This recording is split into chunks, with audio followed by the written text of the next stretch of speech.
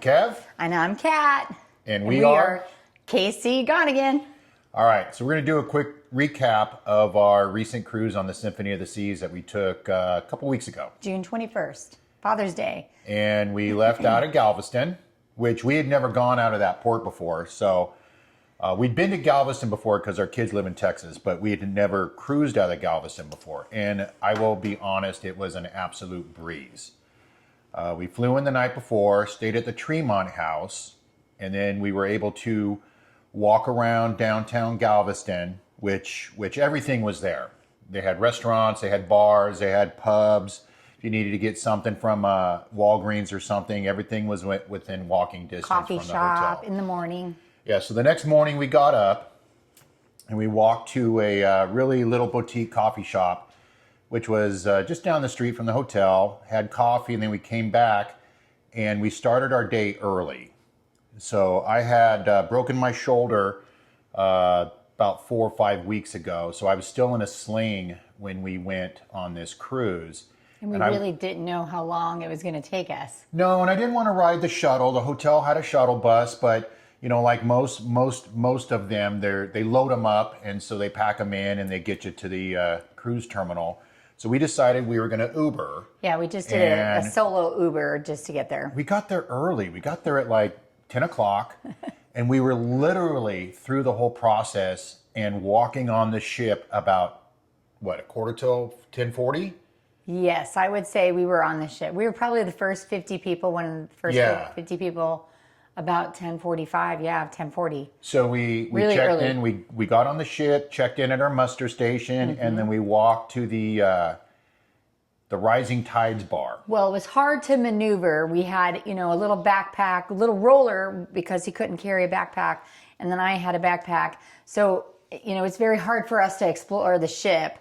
We did a little bit of exploring, but yeah, we basically sat and waited for the rest of the family to get there. Well, let me back up a little bit. We had the key.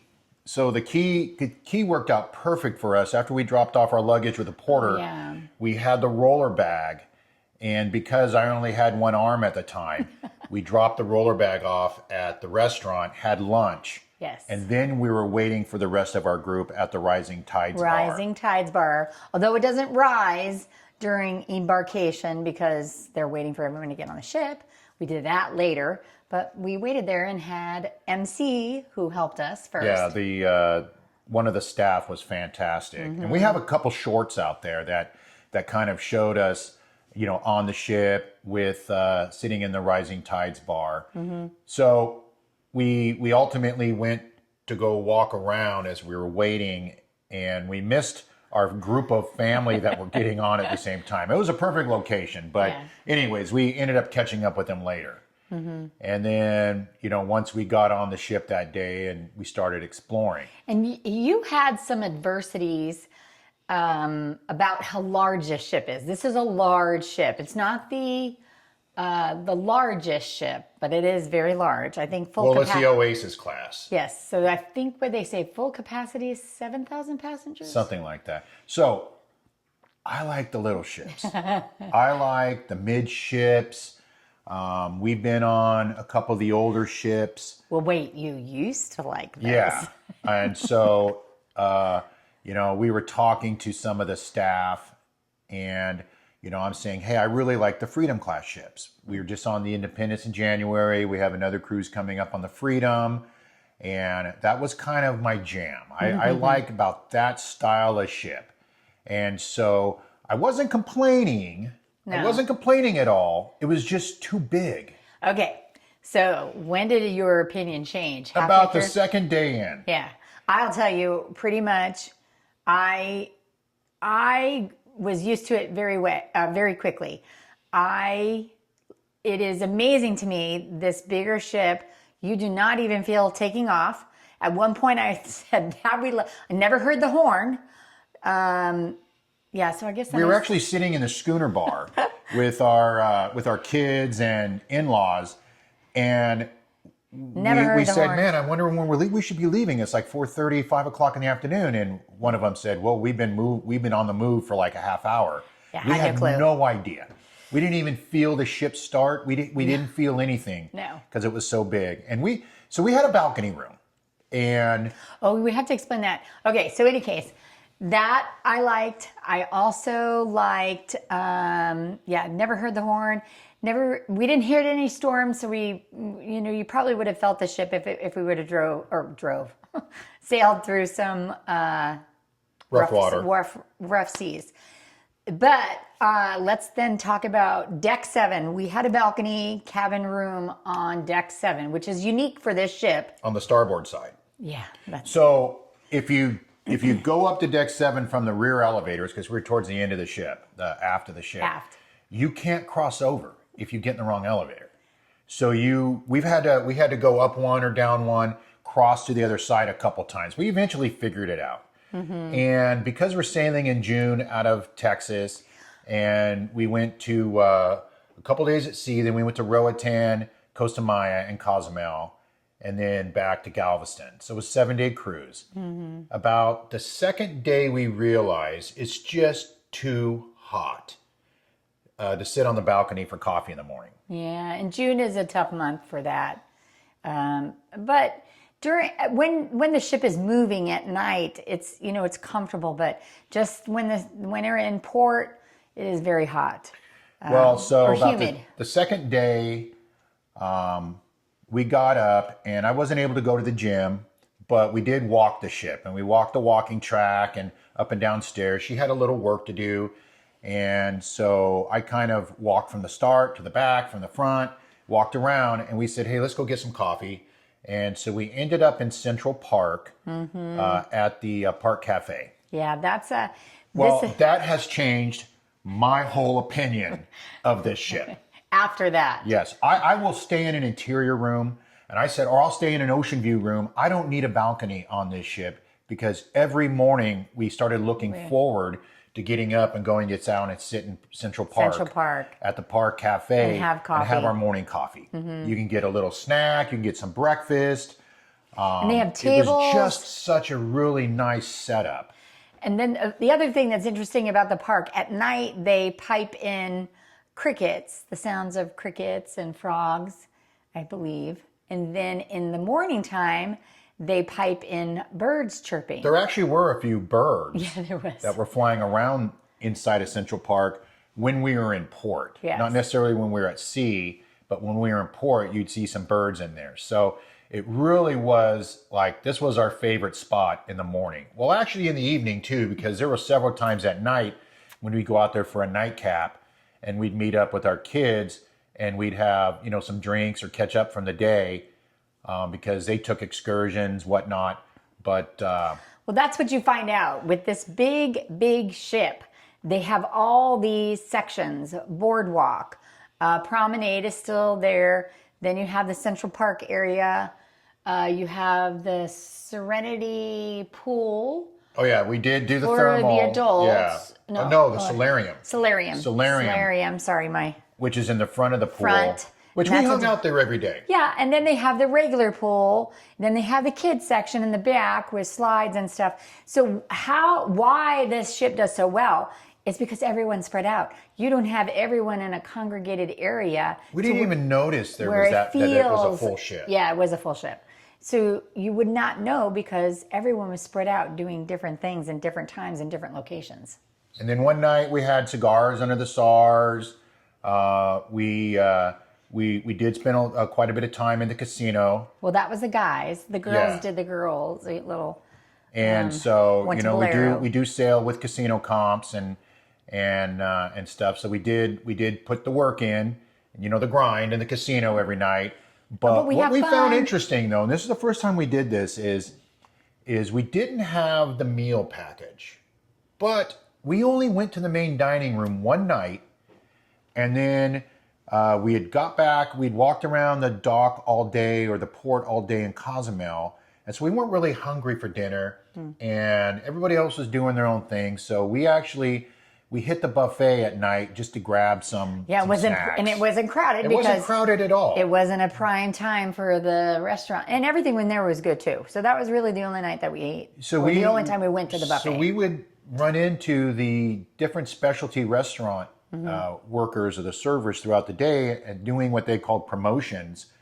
And so we tried Jamie Jamie's Italian, 150 Central. That was good. That was fantastic. Yeah. Jamie's Italian Ask for was Frank. good. And we did Hooked twice. And Hooked was amazing. Yeah. And everyone loved Hooked. And there's another, man, the server hooked us up. Oh, the I think server one was night so between good. 6 of us, we had like 13 lobster tails and, 6 dozen oysters and coconut shrimp and stuff. And it was an experience. And so this was the first time we It was really cruised. for someone's birthday too.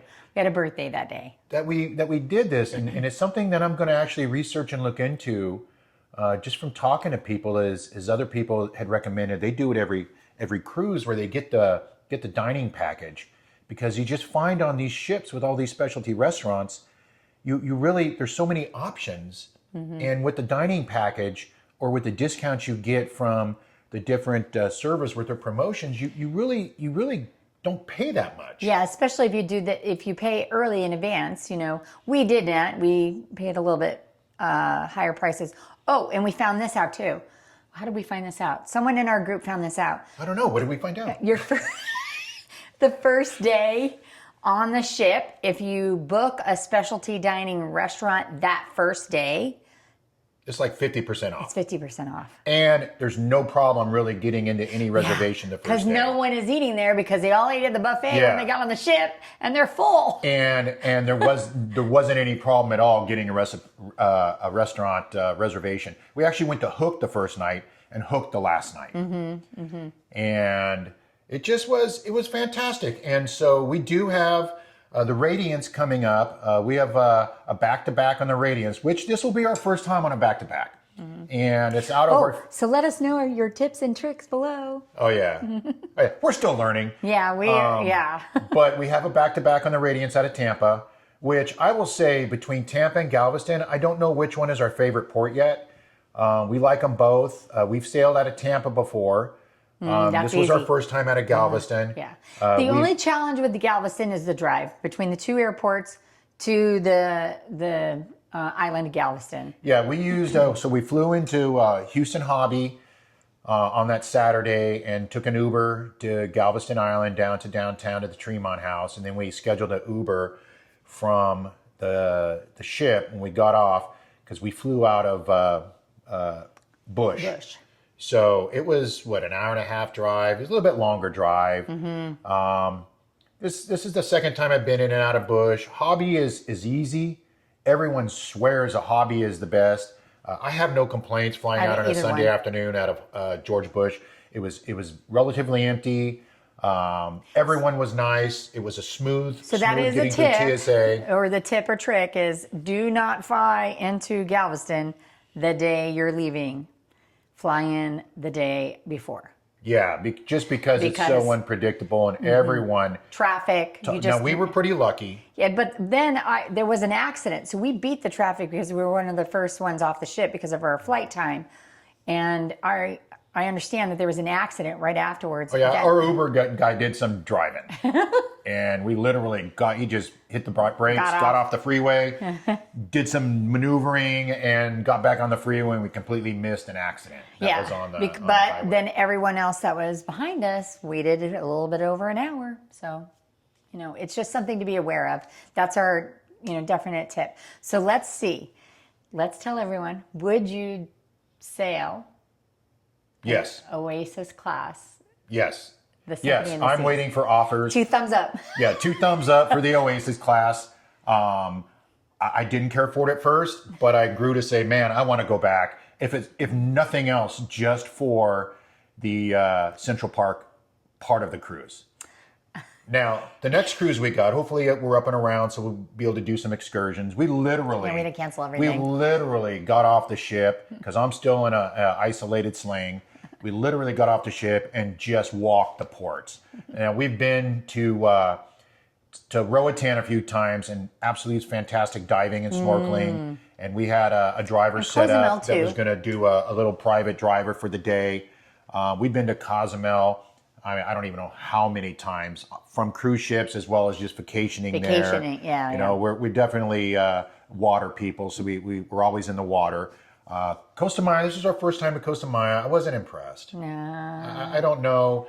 I don't know that I would do anything in Costa Maya again. There's really nothing to do. You get off and you walk up, and there's shops in the pool that I wouldn't go in. There was the sargassum was really bad this time of year, so I don't know if I'd even get off the ship again in Costa Maya. Where you can go snorkeling, but yeah, not our favorite. We will have to look into that, you know. And we've been to Progresso on a couple different cruises in the past. We kind of feel the same way. It's very similar to us as far as those two ports. And the last time we were in Progresso, I think we just stayed on the ship. Mm-hmm.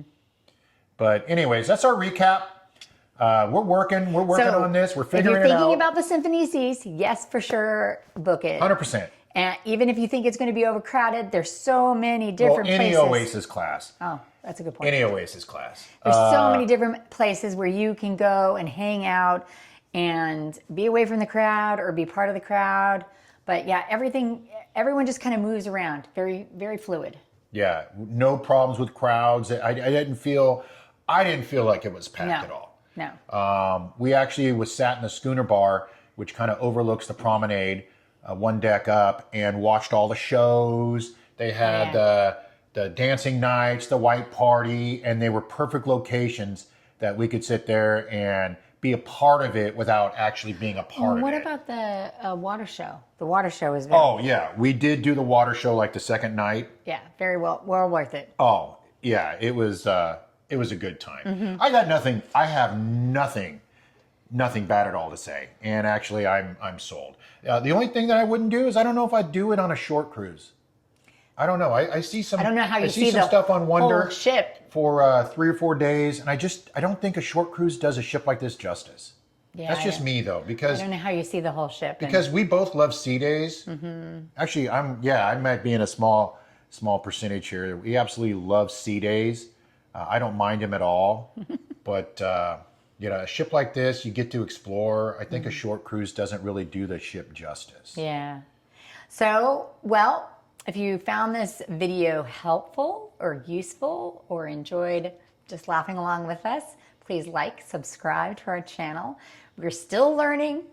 We're still up and running, and we're trying to figure it out as we go.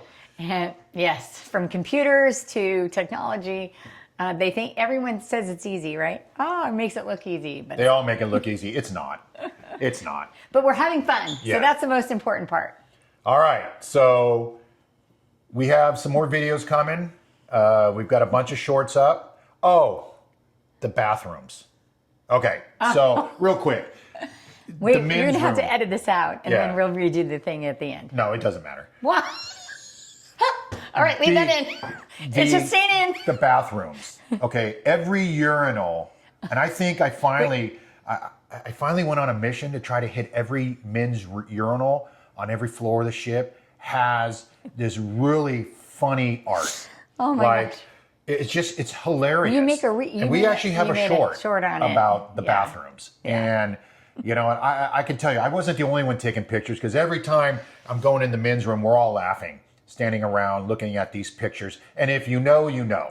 If you've been on the ship, I don't know if every ship has it, but this is the first time I've seen it. Every this is the first time I've deck, been on the Symphony. It's a conversation. We get it and we go, have we been on this deck? Have you gone to the bathroom at this floor? So It's only in the men's rooms, not in the ladies' room. Yeah, not in the ladies' room. But that's one of our shorts. You can take a look at it there. Anyways. You are. Kev. And I'm Kat. We are gone again. And we'll see you guys around.